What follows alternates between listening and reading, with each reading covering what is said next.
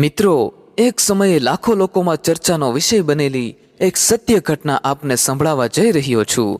કાળજું કઠણ કરીને અંત સુધી સાંભળજો. આ ઘટના તમને રડાવી દેશે.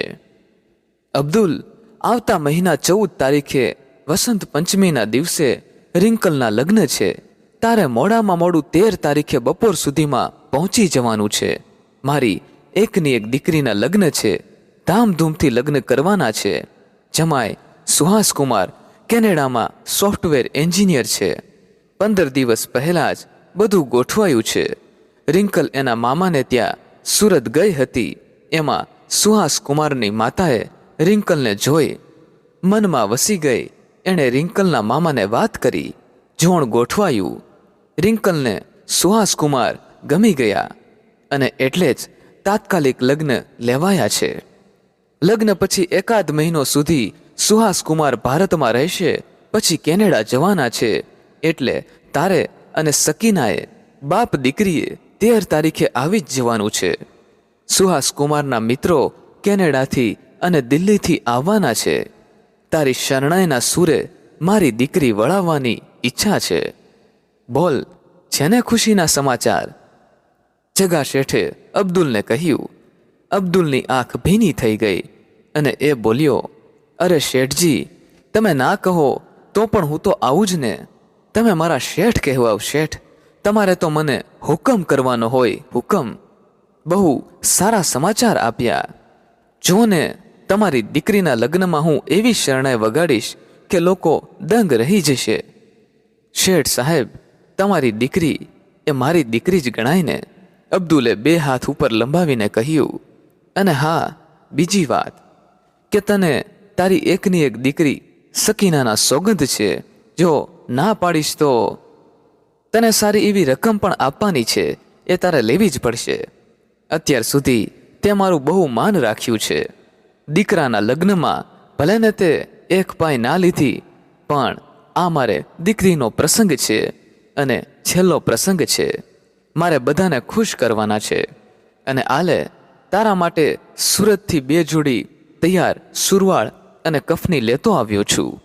અને બેટા સકીના, તારા માટે પણ રિંકલે આ 3 જોડી ડ્રેસ મોકલાવ્યા છે લગ્નમાં પહેરવા માટે. કહીને જગા શેઠે 2 થેલીઓ અબ્દુલ આગળ મૂકી. અબ્દુલે 2 થેલીઓ લીધી અને બારણાની વચ્ચે ઊભેલી સકીનાને આપીને કહ્યું, શેઠ, આની કોઈ જરૂર ન હતી, પણ તમે લાવ્યા જ છો એટલે લઈ લઉં છું. બેટા સકીના, જગા શેઠ માટે ચા મૂક. ચા પીને જગા શેઠ જવા રવાના થયા. વાર તારીખ ફરીથી યાદ દેવડાવ્યા.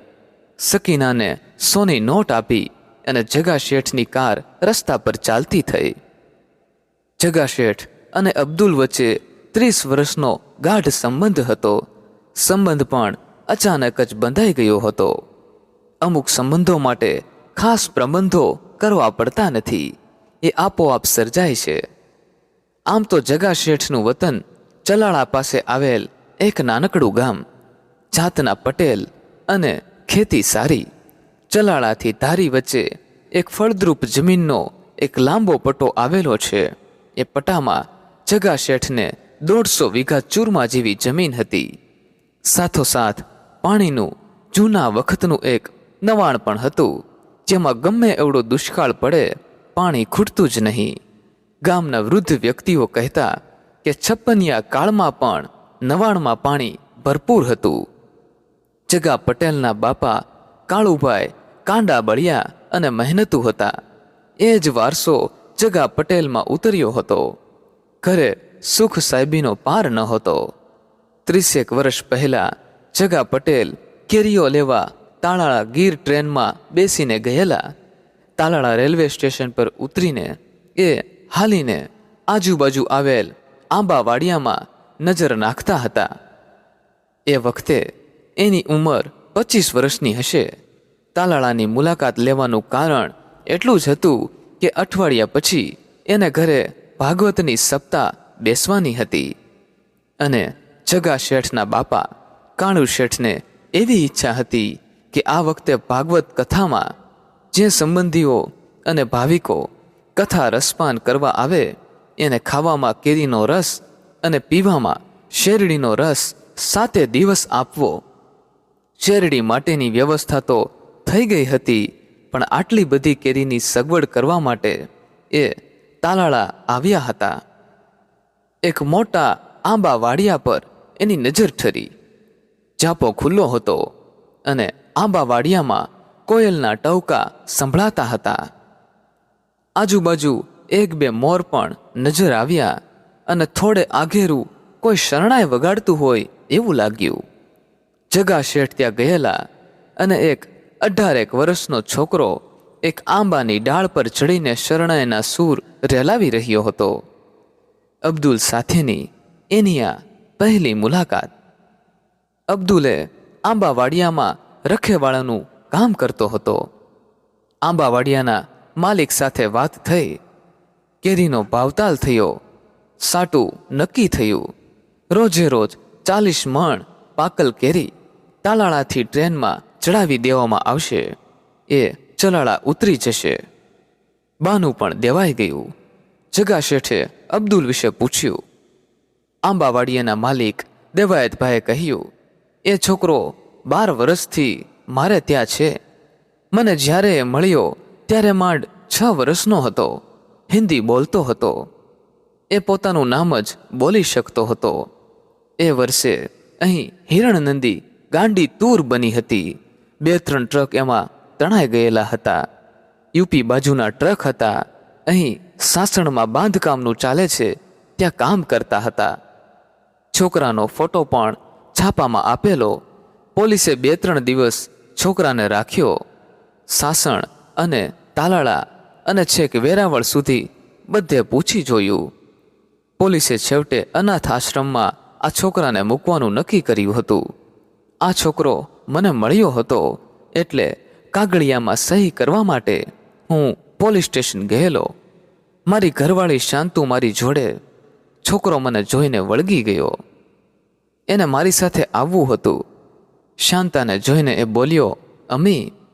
અને શાંતા તો આભી જ બની ગઈ. મને એક બાજુ લઈ જઈને કહે, આ ફૂલ જેવડા છોકરાને અનાથ આશ્રમમાં થોડો મુકાય. એ આપણી જોડે વાડીએ પડ્યો રહેશે. બસ અબ્દુલને અમારી સાથે લઈ આવ્યા. લોહીના ગુણ હોય કે ભગવાનની ભેટ, એ શરણાઈ સરસ વગાડે છે. એવી સરસ કે વાત ના પૂછો. હવે તો ગુજરાતી પણ બોલે છે અને આંબાવાડિયાનું બધું જ ધ્યાન રાખે છે. અબ્દુલ મારા દીકરા કરતાં વિશેષ છે. જગા શેઠને પણ અબ્દુલ પ્રત્યે લાગણી થઈ આવી. બસ પછી તો ખુદ અબ્દુલ સપ્તાહના ચોથા દિવસે કેરીઓ લઈને ચલાળા ટ્રેનમાં ઉતર્યો. જગા શેઠ એને ઘરે લઈ ગયા. ભાગવત સપ્તાહમાં એણે શરણાઈ વગાડી અને સહુ આભાજ બની ગયા. શાસ્ત્રીજીએ 2-3 વૃંદાવનના વ્રજ ભાષામાં ગીતો ગાયા અને અબ્દુલે એવી તો શરણાઈ વગાડી સહુની આંખોમાં આંસુઓ હતા.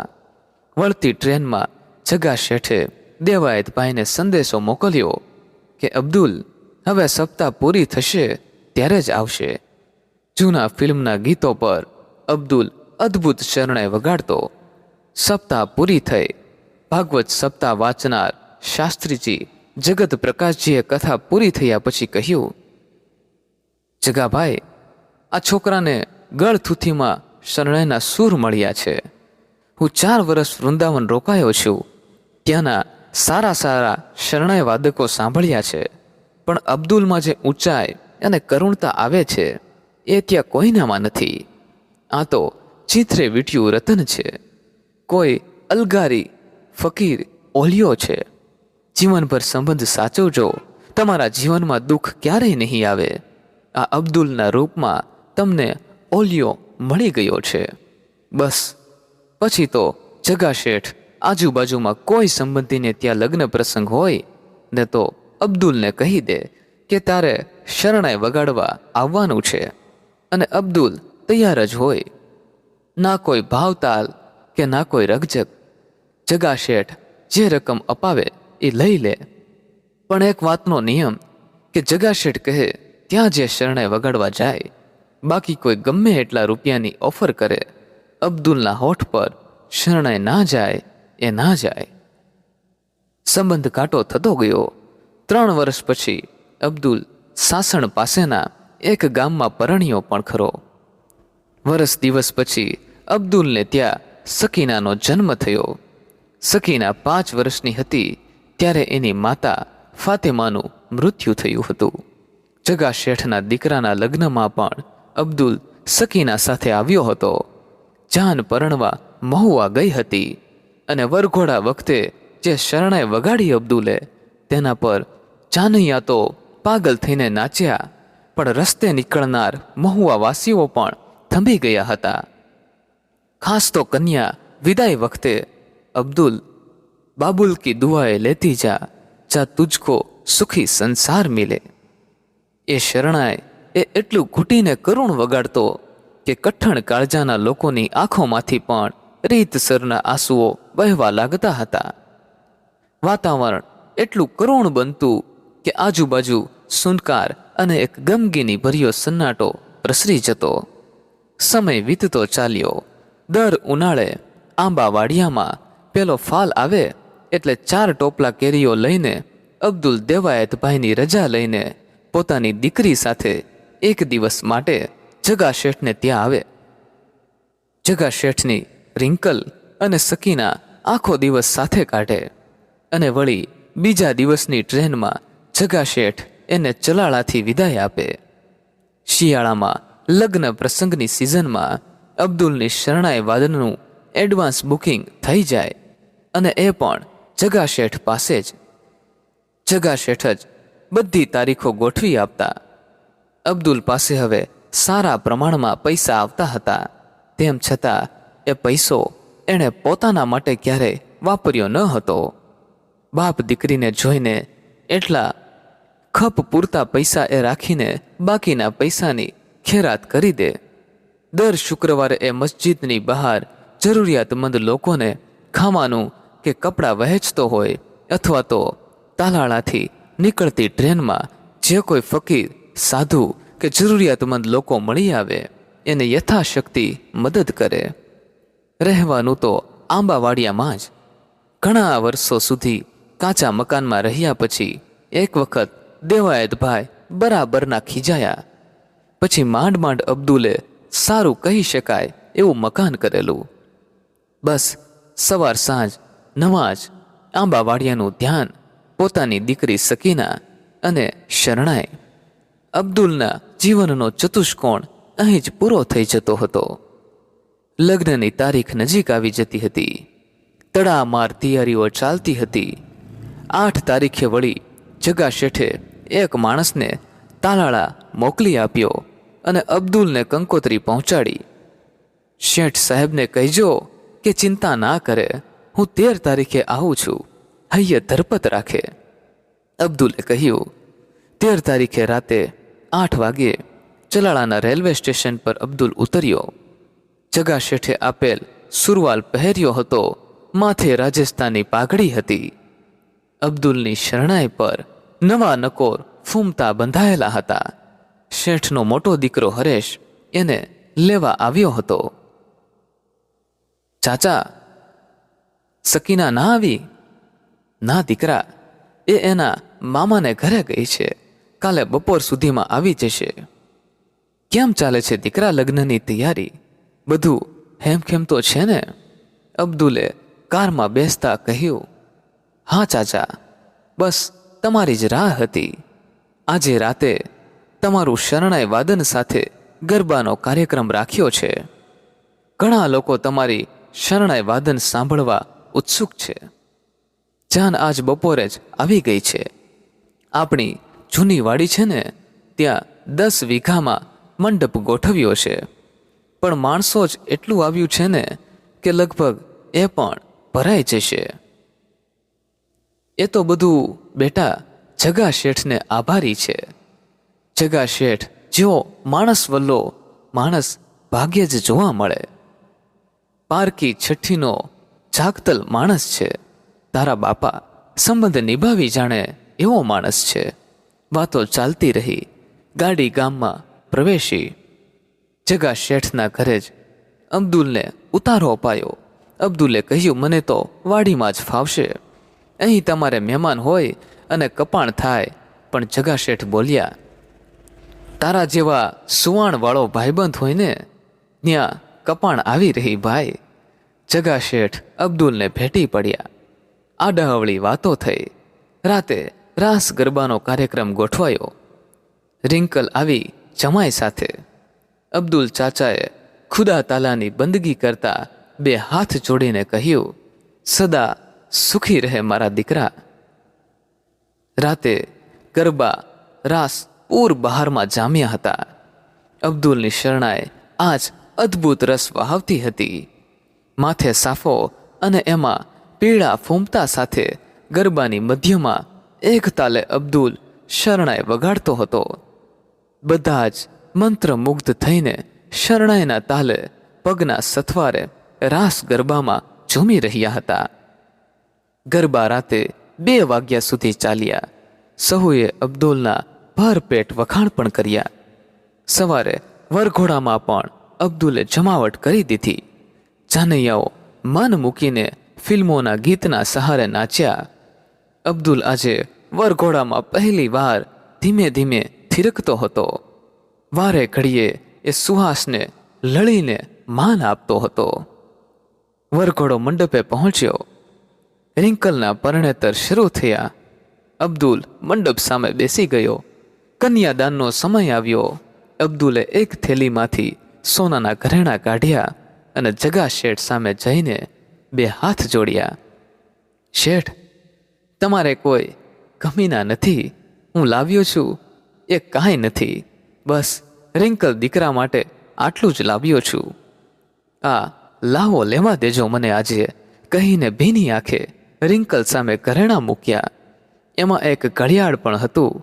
સુહાસના હાથે ઘડિયાળ પહેરાવીને અબ્દુલ બોલ્યો, જમાઈ રાજા, સાચવજો અમારા રતનને. ખુદા તાલા તમારી જોડી સલામત રાખે. જગા શેઠ અબ્દુલને ભેટી પડ્યા. માંડવે રહેલા સૌની આંખો ભીની થઈ. જગા શેઠ અને અબ્દુલ સાથે જમ્યા. પરણેતર પૂરા થયા. કન્યા વિદાયનો સમય આવી પહોંચ્યો. અબ્દુલની શરણાએ સૂર વહાવ્યા.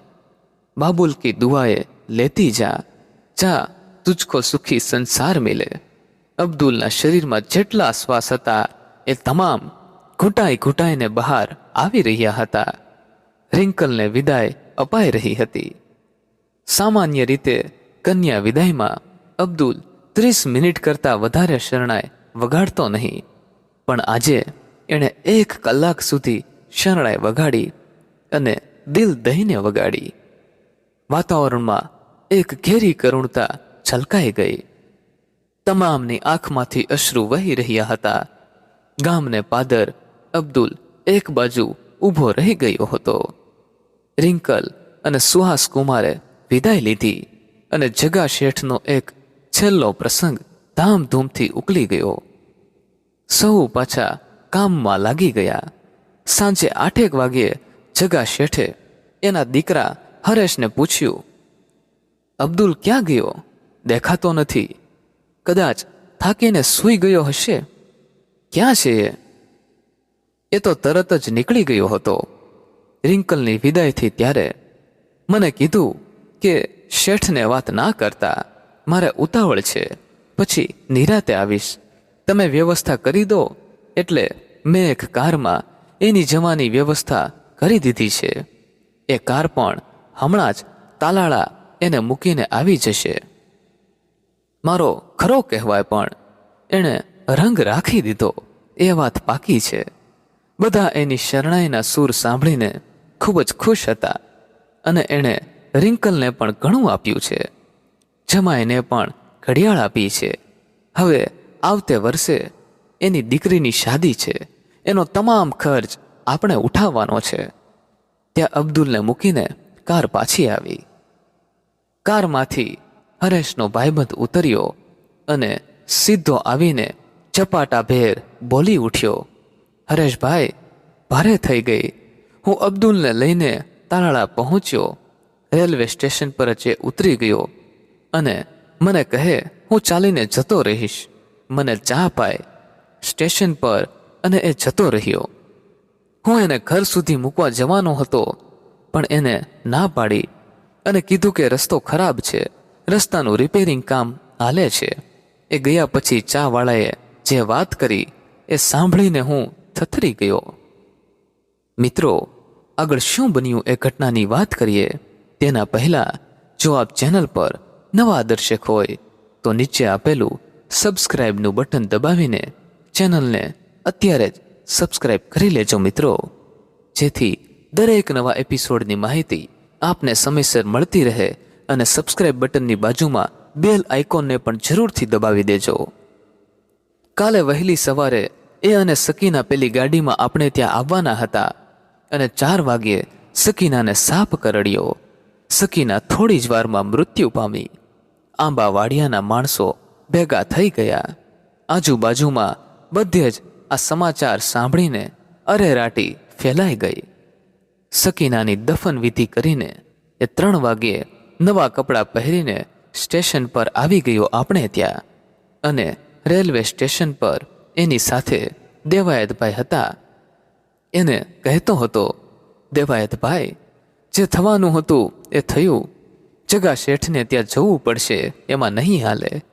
એને કોઈ વાતની ખબર ના પડવી જોઈએ, નહીંતર એનો પ્રસંગ બગડશે. ખુદા તાલાને જે ગમ્યું એ. સકીનાને વળાવવાની આ હાથે ઈચ્છા હતી, પણ હવે રિંકલને વળાવી આવું ત્યાં સુધી ઘરે સાચવજો. આમ તો હવે સાચવવા જેવું કાંઈ બચ્યું તો નથી, પણ તોય મહેમાનો તો આવશે જ. નાનો હતો ત્યારે જેવી રીતે મને સાચવ્યો હતો, બસ હવે એક દાડો આવી જ રીતે સાચવી લેજો. અત્યારે હું નહીં જાઉં તો જગા શેઠ ગાડી લઈને કોઈકને તેડવા મોકલશે, અને ખબર પડી જાય તો લગ્ન અધૂરા રહેશે. હોટલવાળો આ વાતચીત સાંભળતો હતો. એણે મને આમ કહ્યું, પણ માણસ કઠણીયો ખરો. દીકરીનું મૃત્યુ થયું હોવા છતાં મોઢા પર એક રેખા ના બદલાણી અને શરણાઈ વગાડીને પ્રસંગ દીપાવી દીધો. જગા શેઠની આંખોમાંથી આંસુ વહી રહ્યા હતા. આટલા આંસુ તો રિંકલને વળાવીને ત્યારે પણ નહોતા આવ્યા. હરેશ, ગાડી લઈ લે, ચાલ, મારે અત્યારે ને અત્યારે તાલાળા જવું છે. હું હવે ત્યાં રોકાઈશ. એમની દીકરીની તમામ વિધિ પૂર્ણ થઈ જ આવીશ. જગા શેઠ બોલીને સીધા જ કારમાં બેસી ગયા. રાતના 1:30ના સુમારે કાર તાલાળામાં આવેલ દેવાયતભાઈના આંબાવાડીએ પહોંચી. અબ્દુલની આગળ 4-5 માણસો બેઠા હતા. શેઠે ગાડીમાંથી ઉતરીને સીધી દોટ મૂકી. અબ્દુલને ભેટીને શેઠ રોઈ પડ્યા. સ્વસ્થ થયા પછી બોલ્યા, આવું થયું ને તોય તું આવ્યો? ભલા આદમી, જાણતો કરાય ને. ખુદા તાલાની જેવી મરજી શેઠ. ખુદાએ મને 1 વર્ષ વહેલા દીકરી વળાવવાનું સુખ આપી દીધું. બસ રિંકલ જ મારી સકીના છે શેઠ. મનમાં કોઈ ફરિયાદ નથી. જેવી મારી મનની ઈચ્છા હતી એવી જ રીતે દીકરીને વિદાય આપી દીધી છે. ખુદા સામે કોઈ જ ફરિયાદ નથી. શું હતું મારી પાસે? ખુદાએ જ આ બધું આપ્યું છે, અને જેણે આપ્યું એ બધું જ લઈ લે, એમાં ફરિયાદ શાની? આજ તો જીવન છે શેઠ, આજ તો જીવન છે. ડુસકા ભરતા ભરતા છેવટે અબ્દુલ છાતી ફાટ રોઈ પડ્યો. જગા શેઠ ત્યાં રોકાઈ ગયા. બધી જ વિધિઓ પૂરી થઈ તેટલા દિવસો એ ત્યાં રોકાયા. અબ્દુલના મનની સાથે હવે તન ભાંગી પડ્યું. શરીર ગળતું ગયું અને મહિના પછી અબ્દુલને સખત તાવ આવ્યો. જગા શેઠ એમને અમરેલીની હોસ્પિટલમાં લઈ આવ્યા. સારામાં સારી સારવાર કરી. તાવ સખત વધી ગયો. અબ્દુલે કહ્યું, જગા શેઠ, હવે છેલ્લા જુહાર છે. એક કામ કરો, મને મારી શરણાઈ લાવી આપો. છેલ્લી વાર બજાવી લઉં. શરણાઈ લાવવામાં આવી. રાતના 3 વાગ્યે અબ્દુલે પથારીમાં બેઠા બેઠા શરણાઈના ધીમા સૂર રેલાવ્યા.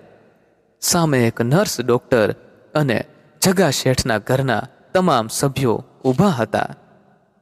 એ જ જાણીતા સૂર, એ જ કરુણતાની ચરમસીમા. બાબુલ કી દુઆએ લેતી જા, જા તુજકો સુખી સંસાર મિલે. થોડી વાર પછી શરણાઈના સૂર મંદ થતા ગયા અને અબ્દુલના શ્વાસોશ્વાસ પણ. અબ્દુલ અને એની સુરાવલીએ એકી સાથે વિદાય લીધી.